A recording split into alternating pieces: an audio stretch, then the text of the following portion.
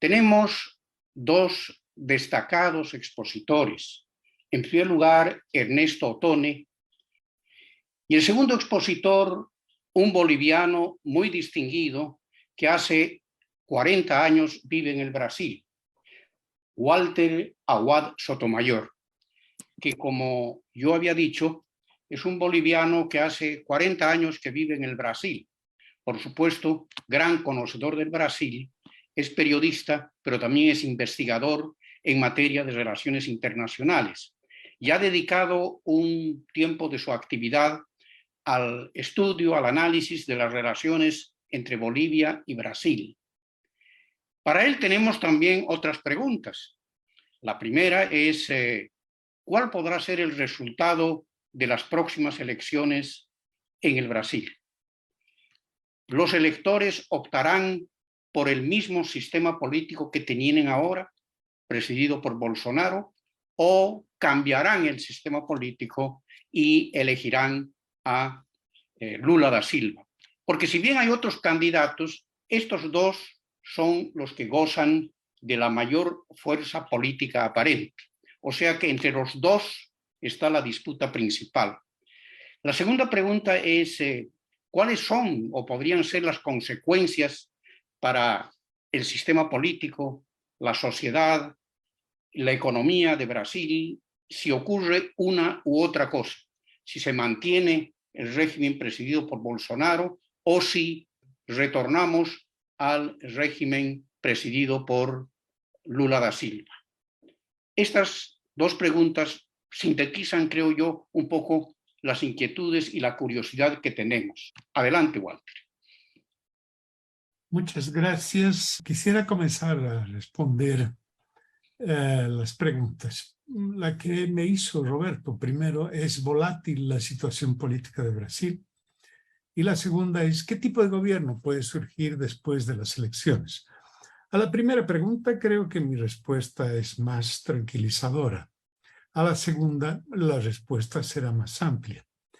Las reacciones a la amenaza de golpe en las últimas semanas alejaron todavía más ese riesgo. Frente a las manifestaciones públicas de una serie de entidades representativas, el presidente adoptó ahora más cautela y un tono más moderado. Prometió una vez más acatar el resultado de las elecciones, cosa que tal vez no sería necesario en otros tiempos. La última vez Bolsonaro asumió ese compromiso en una entrevista transmitida en vivo esta semana, el lunes, por el principal canal de televisión del país. TV Globo alcanzó elevados índices de audiencia esta semana con entrevistas en vivo a los 4 candidatos mejor colocados en las encuestas. Es decir, hay un interés muy grande por parte de los brasileños en el futuro político del país. No se puede afirmar, sin embargo, que todo será muy tranquilo hasta las elecciones del 2 de octubre.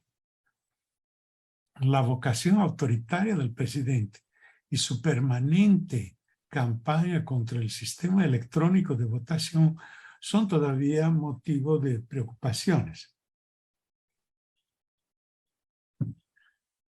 El Poder Judicial ha sido un freno destemido a sus amenazas a lo largo de estos casi 4 años en que muchos activistas de la extrema derecha han ido a parar a la cárcel por acciones contra el Supremo Tribunal Federal y por amenazar de muerte a sus jueces.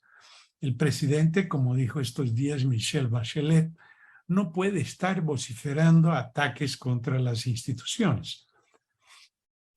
En algunos momentos la tensión ha causado mayor volatilidad en los mercados.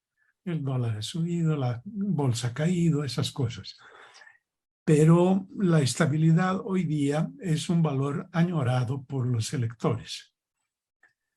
Por eso, los operadores económicos encaran con prudencia el periodo que mediará hasta la transferencia del gobierno al ganador de las elecciones, que según las encuestas marcaría el retorno de Lula da Silva, como ya dijo Alberto, para un tercer mandato presidencial a partir del 1 de enero. Los analistas confieren gran confiabilidad a las encuestas realizadas por Datafolia, cara a cara con los entrevistados, porque hoy en día se hacen muchas entrevistas por teléfono, por internet, que les restan confiabilidad. La última encuesta de ese instituto, divulgada la semana pasada, confiere 47% de las preferencias electorales a Lula y 32% a Bolsonaro. Al tercer colocado, Ciro Gómez, 7%, y a Simone Tebet, 2%. Eso quiere decir que Lula tendría 51% de los votos válidos contra 35% de Bolsonaro, con lo cual la elección se decidiría en la primera vuelta. Esos índices obviamente pueden cambiar ante el desempeño de los candidatos, pues este sábado, por ejemplo, comienza la campaña en los horarios adjudicados oficialmente en la radio y la TV. Los analistas advierten que difícilmente Bolsonaro superará los 30% que constituye su electorado fiel, aunque hay factores que podrían cambiar las preferencias de los votantes. Uno de ellos es el bono de casi $120 mensuales que comienza a ser distribuido a los brasileños que no tienen que comer. Esa ayuda comienza este mes y se extenderá hasta diciembre. Lula, en la entrevista de T Globo, transmitida anoche en vivo, expresó confianza en el futuro de Brasil, en el diálogo con los partidos políticos para garantizar la gobernabilidad, en el respeto a las instituciones y, en suma, en la pacificación del país. Dijo, y esto es importante para el tema que ya tratamos en la charla anterior, dijo Lula que nadie es insustituible al defender la alternancia del poder y el sistema democrático en clara condena a las dictaduras. Brasil tendrá que enfrentar problemas que son comunes a muchos de nuestros países, como la inflación, el desajuste fiscal, la necesidad de remontar la economía y así reducir el desempleo. Los últimos años, Brasil ha tenido índices relativamente bajos de inflación, entre 4 y 6% al año, pero a fines del año pasado los precios se elevaron principalmente en razón de los precios llamados administrados, es decir, de la energía de muchas estatales y de las cuentas y el precio de los combustibles. La inflación anualizada está actualmente en 10%. El gobierno, es decir, Bolsonaro, quiso intervenir en la política de precios de Petrobras, pero chocó con impedimentos legales y el sucesivo cambio de dirigentes del estatal solo agravó esas dificultades. Petrobras es una estatal, pero se rige por normas legales y regulatorias similares a las de cualquier empresa privada, pues sus acciones son cotizadas nacional e internacionalmente, o sea, los inversionistas pueden procesar una intervención en los precios. Quiero decir que pueden procesar al gobierno por intervenir en los precios. Bolsonaro entonces aprobó una ley que suspendió la cobranza de impuestos cobrados por los estados en los combustibles, y con eso la gasolina bajó de $1,50 por litro para $1, lo cual es algo que se nota muy claramente en el ánimo de la gente. Perdón. La inflación, que era el talón de Aquiles de Bolsonaro, redujo así su impacto electoral. La pandemia y la invasión de Ucrania han acentuado algunos equilibrios en la economía brasileña, como en otros países. El aumento de la inflación y del desempleo han causado un retroceso social y hoy 33 millones de brasileños pasan hambre. Hoy, más de la mitad de la población vive en una situación de inseguridad alimentaria. Muchos han recurrido al trabajo precario, buscando una inserción en el mercado laboral, gracias a los aumentos de demanda por servicios. Pero la industria, que en los últimos 70 años representó el sector más dinámico de la economía, ha ido declinando en gran parte por la obsolescencia tecnológica. O sea que una tarea de cualquier gobierno que venga será modernizar el parque industrial y con eso levantar la economía. Uno de los obstáculos para la modernización constituye el antiguo modelo cepalino, que busca producir todo en el país, sustituyendo las importaciones.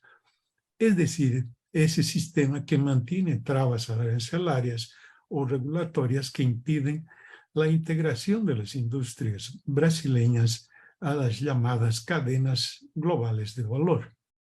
El ejemplo positivo de ese modelo es la fábrica de aviones Embraer, que está internacionalizada. Pero otras empresas se enfrentan trabas arancelarias, inclusive las creadas en el Mercosur, como el arancel externo común. El periodo de Bolsonaro tuvo como una de sus características el desmonte de una estructura legal y regulatoria considerada como un obstáculo al funcionamiento del Estado y de la vida económica en general.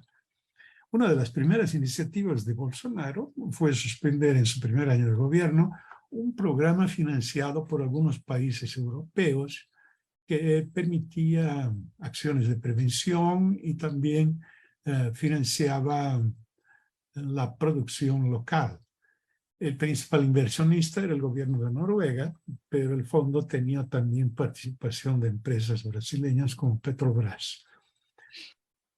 Al mismo tiempo, la actitud gubernamental de cohibir la fiscalización y de cambiar las leyes para regularizar propiedades rurales abrió lugar a la invasión de tierras públicas, unidades de protección ambiental y tierras indígenas. La posición del gobierno ha sido vista también como un estímulo a la explotación de oro en tierras indígenas y la contaminación de los ríos amazónicos. Así, la imagen internacional de Brasil se deterioró.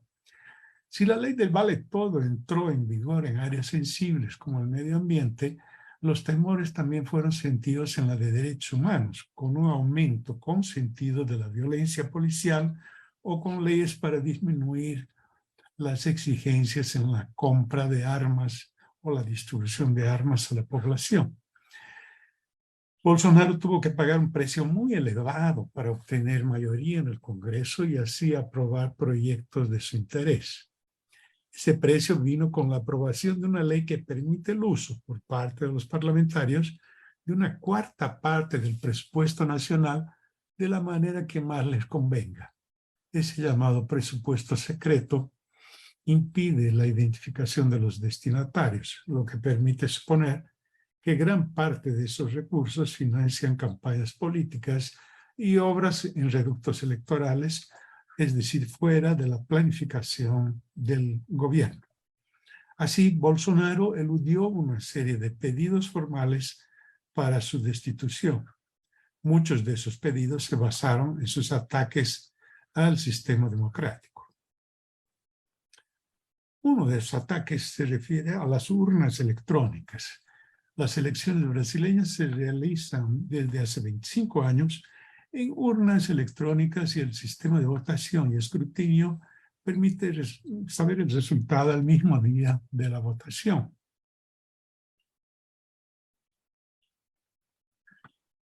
Pero el sistema ha sido cuestionado por Bolsonaro. Hasta ahora ni candidatos ni profesionales con calificación especializada habían puesto en duda la seriedad de ese sistema y las autoridades del Tribunal Superior Electoral han tomado todas las cautelas para garantizar esa eficiencia y probar la inexistencia de fraudes.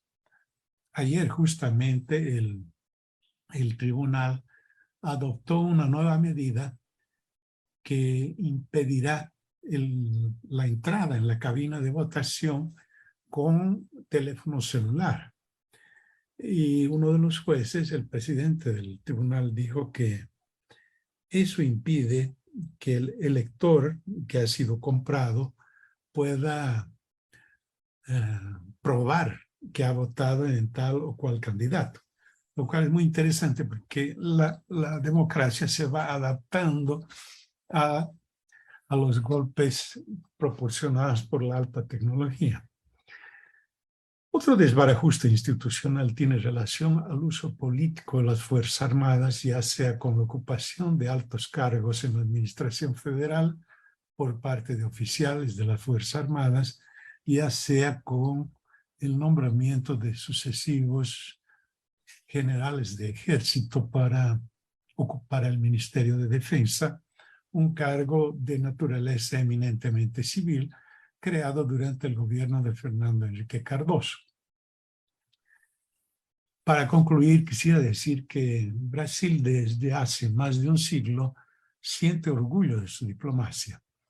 Los intereses del país se han ampliado y el país vivió también algunos cambios de rumbo en los últimos años. Uno de los grandes cambios han sido implantados durante el gobierno militar de Ernesto Geisel, cuando Brasil decidió interrumpir su política de apoyo al colonialismo portugués en el África o en el reconocimiento a la China de Mao Zedong. Pero Bolsonaro ha cambiado eso en su primera etapa de gobierno, definiéndolo como un gobierno con una diplomacia un compadrío muy fuerte con gobiernos de extrema derecha. Hoy en día Bolsonaro ya ha publicado su programa de gobierno y representa un giro de 180 grados en relación a esa primera etapa. Lula también ha dejado atrás los apoyos incondicionales a gobiernos de izquierda. Si Gabriel Boric había indicado su condena a regímenes autoritarios, Lula también ha mostrado ese cambio de rumbo, es decir, ha adoptado un tono más cauteloso en relación a gobiernos como el de Nicaragua. Brasil podrá retomar con eso el papel conciliador o mediador en conflictos regionales, incluso en conflictos internos en otros países, cosa que ya lo hizo, por ejemplo, en Bolivia en el 2006, enviando un negociador que era el doctor, el asesor internacional de Lula. Marco En fin, Aurelio. más o menos eso es lo que yo tengo para decir, pero creo que podrán surgir algunos temas en las preguntas y yo quisiera parar en este momento. Muchas gracias, Walter. Ofrezco la palabra a los amigos a ver si tienen alguna pregunta, algún comentario. Mauricio Blanco ha levantado la mano, Alberto. Bueno, Mauricio, adelante, con una buena pregunta. Sí, creo que la exposición de Walter nos muestra las grandes tendencias, ¿no? Y creo que la virtud de toda la exposición tiene que ver con mostrar la dinámica de lo que ha venido pasando en Brasil, ¿no? Los elementos más importantes que trae el gobierno de Bolsonaro, mucho más negativos que positivos, obviamente, una desconstrucción total de las instituciones en Brasil, o por lo menos en un intento de hacerlo, ¿no? Yo tengo una pregunta, Walter, porque creo que independientemente de quién gane, y creo que las estadísticas, que los surveys, no solo de Folha de São Paulo, sino de Ibope y de otros institutos, están dando esa victoria a Luis Ignacio Lula da Silva, lo cual también trae grandes interrogantes muy significativas, ¿no? Obvio que va a haber en el corto plazo va a haber un sentimiento de alivio político, volver por lo menos a tener un presidente con un grado alto de racionalidad en lo que se refiere a la negociación, al respecto al Congreso. Lo cual es irónico, porque Bolsonaro tiene 32 años de haber sido diputado y sin embargo ha tenido muchas dificultades prácticamente durante los 4 años para gobernar con el Congreso. En el Brasil no se gobierna sin Congreso. Y ahí viene la pregunta, Walter, que en el debate, en la presentación de Luis Ignacio da Silva, como también en la de Bolsonaro, se les preguntó qué tiene que ver con el Centrão, ¿no? que el Centrão es un elemento fundamental para la política brasileña, para bien o para mal, ¿no? Es un concepto peyorativo, es un concepto negativo que se da. El Centrão no es nada, el Centrão son diputados juntados, todos ellos, para presionar al gobierno de turno, no importa que haya sido cualquiera que sea. El Centrão son restos de varios, son diputados de varias siglas partidarias que trabajan y han llegado a tener una fuerza de aproximadamente 250, 300 diputados de los 517 diputados que tienen. Entonces, no importa cualquiera de los dos, y ahí Walter Ryan esa pregunta, ¿no? Por lo menos el estilo tal vez cambie, pero la gran preocupación que creo que hay en Brasil es cómo va a gobernar Lula con ese Centrão. Él ha dado indicios el día de la entrevista, pero de todas formas creo que ha sido una cosa mucho más poética que otra cosa, ¿no? No ha dado un plan claro. ¿Cómo ves eso? ¿Cómo ves un presidente que cualquiera que sea de los dos va a tener que gobernar con un Congreso? Y si no se tiene a este bloque llamado Centrão, antes tenía un nombre un poco más feo, el bajo clero, ¿no? Se hablaba del bajo clero, no sé si te acuerdas, ¿no? Sí. Se hablaba del bajo clero. Y han salido personajes tremendamente funestos del bajo clero, ¿no?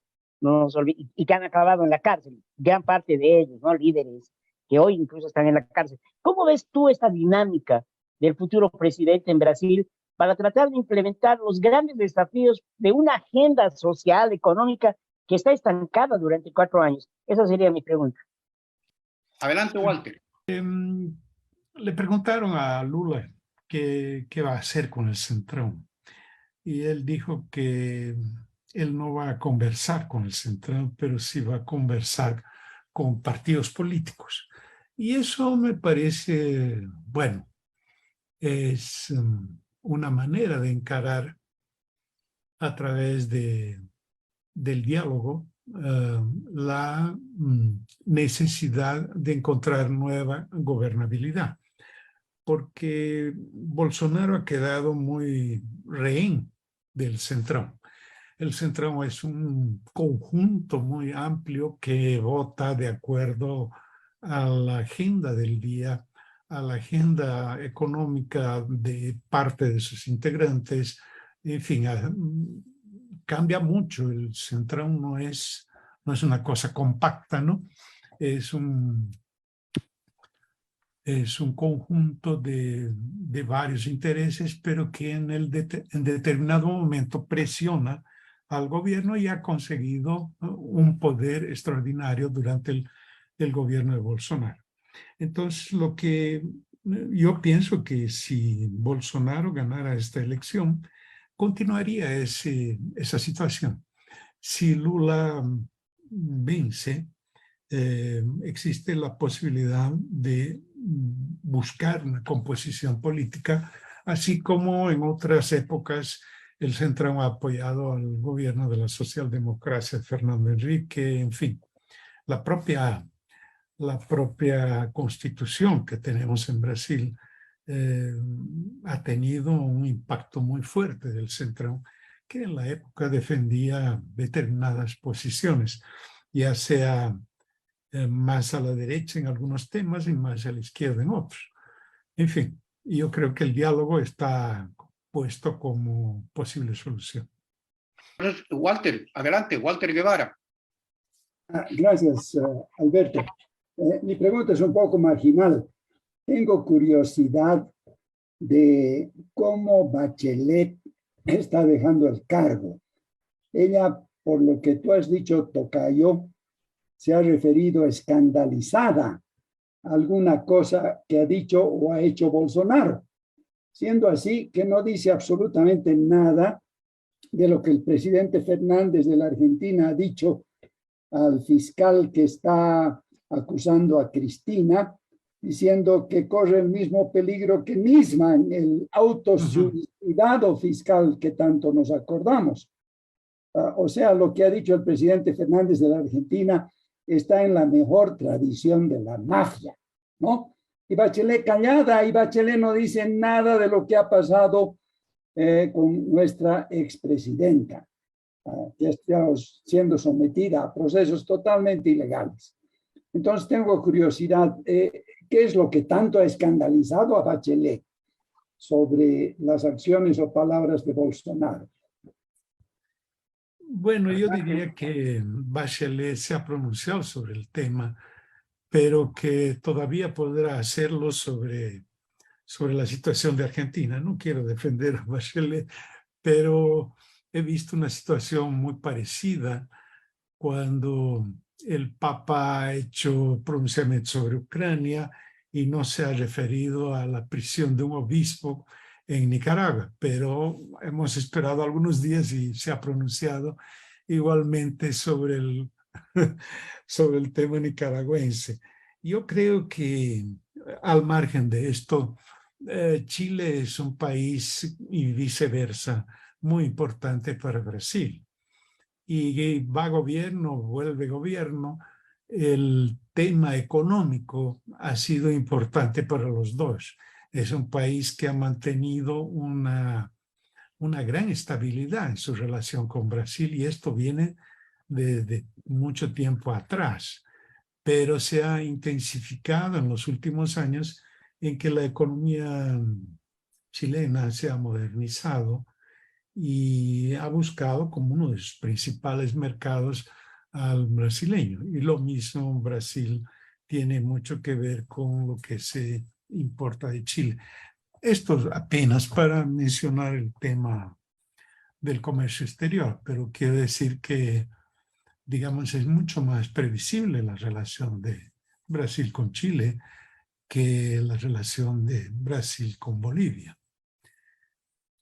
Ahora, con relación a este tema, aunque no me has preguntado, yo diría que Bolsonaro ha sido muy correcto en la relación con Bolivia y no ha hecho mayores pronunciamientos ni contra ni a favor. Entonces, espero que esta situación se estabilice, ¿no? Una de las cosas que ha dicho Lula, que uno de los secretos de su posible gobierno será la búsqueda de la estabilidad, de la previsibilidad, en fin, ¿no? De algo más tranquilo, incluso en las relaciones internacionales. No, Gracias, Walter. Roberto, ¿tiene algún comentario, alguna pregunta? Adelante, Roberto. Muchas gracias, Alberto. Una pregunta para Walter que tiene que ver con la manera en que dos temas han intervenido o pudieron haber intervenido y no lo han hecho en la campaña electoral. Uno es el de la corrupción, ¿no? Dilma fue retirada del cargo, que era la sucesora de Lula, por acusaciones de corrupción de Lula mismo. Y aunque evidentemente la discusión, el tema judicial parece haberlo eximido de algunos de los cargos, pues no sé cómo esto está jugando en la mentalidad de la gente, en las convicciones de los votantes y en qué medida el tema corrupción juega o no un papel en la disputa política. Y el otro es un tema clave también en casi todos los gobiernos, es el tema de la economía. Cuando uno ve el desempeño de Brasil, el desempeño económico de Brasil en comparación al de Argentina, Venezuela, ni qué decir de varios otros países, es un desempeño relativamente bueno, ¿no? Y la conducción de Guedes en el Ministerio de Economía ha sido aparentemente muy exitosa, pero eso no parece estar jugando un papel a favor de Bolsonaro también.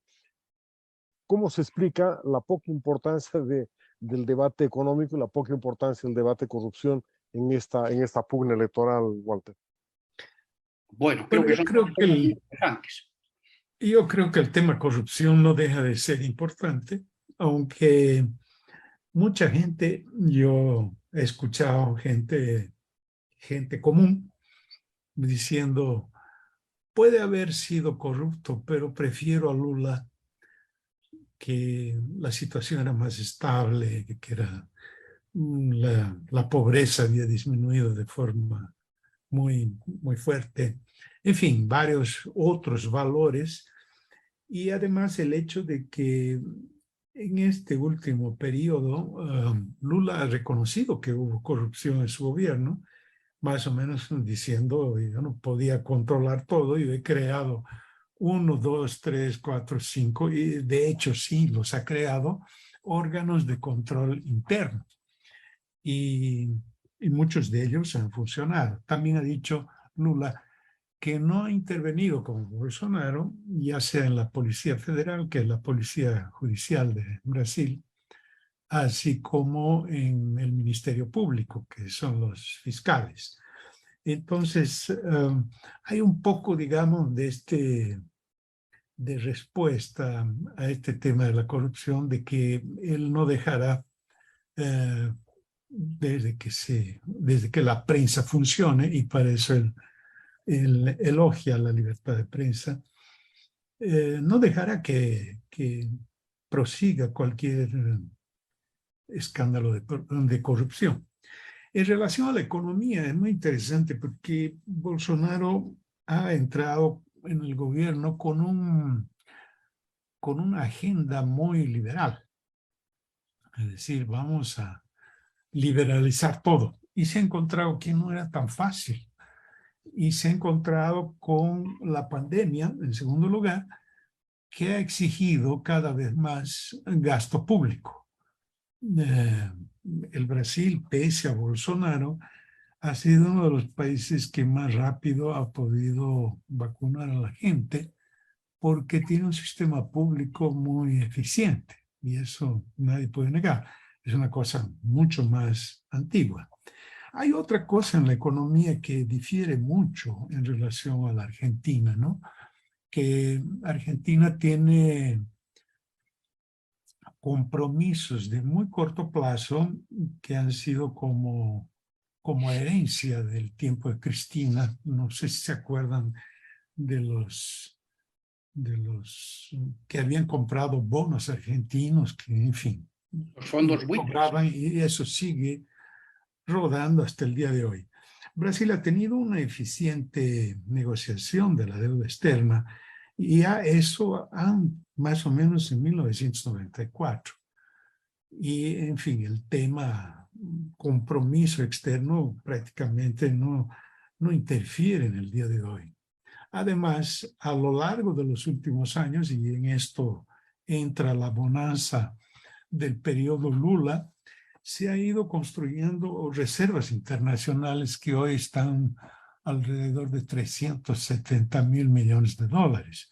Eso permite, digamos, una serie de tranquilidades, ¿no? Inclusive, ustedes saben que el dólar es fluctuante y las reservas eventualmente son utilizadas para mantener la estabilidad de la moneda extranjera. Bolsonaro ha dicho que él ha creado el PIX. El PIX es un sistema muy parecido que hay con ese en Bolivia, que es la lectura del QR code. El PIX es un poco más amplio y yo creo que no ha sido propuesto por el gobierno, sino por la Federación de Banqueros.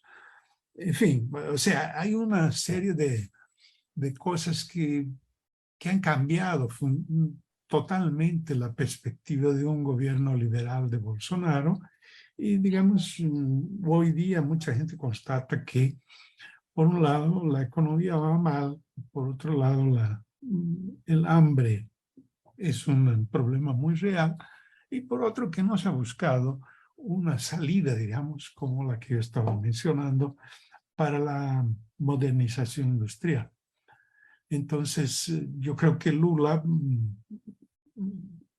muestra eso como posibilidad de lo que él todavía puede hacer. No hay que olvidar que Lula está con 76 años, ¿no? Y en esta entrevista, Lula ha mencionado muchísimas veces a su vice y que el vice va a tener un papel importante.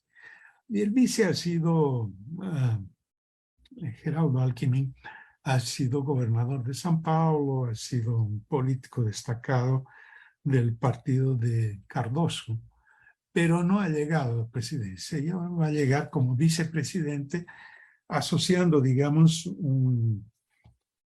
la izquierda del PT con una socialdemocracia que, digamos, es más pro mercado, ¿no? No sé si he respondido a tu pregunta. Yo tengo una sola pregunta, Walter. ¿Qué papel están jugando los grupos religiosos en este proceso electoral?